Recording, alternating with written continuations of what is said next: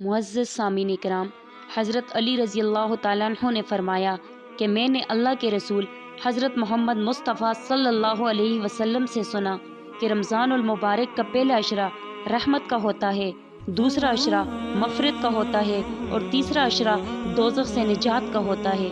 ए लोगो, याद रखना, जब रमज़ान के 10 अयाम गुजर जाते हैं तो अल्लाह पाक इंसानों की माफ़ी के लिए आसमानों से फरिश्ते ज़मीन पर नाजिल करता है, जो हर घर जा जा के इंसानों को देखते हैं कि जो इंसान रोज़ा रखता है, अपने गुनाहों की माफ़ी मांगता है, अपने रब की इबादत करता है, तो वो फरिश्ते उसके गुनाह माफ़ करवा देते हैं, उसके नामे अमाल से उसके गुनाह मिटा देते हैं। तो किसी ने पूछा, ए अली, हम ऐसा क्या करें कि गुनाहों की माफ़ी की सनद भी मिल जाए और हमारी दुआएं भी कबूल हो जाएं?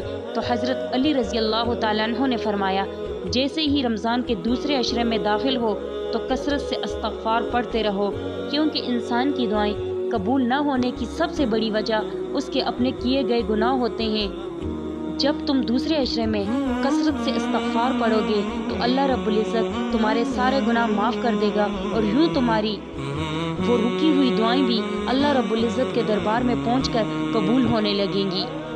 अल्लाह रब्बुल इज़्ज़त से दुआ गो हूँ, इस रमज़ानुल मुबारक में जितने भी लोग जो भी दुआएं करेंगे, अल्लाह अपने दरबार में उन सब की दुआओं को कबूल फरमाए। आमीन सुम आमीन। सब लोगों से दरख्वास्त करती हूँ, मुझे अपनी दुआओं में याद रखा करें। अल्लाह हाफ़िज़।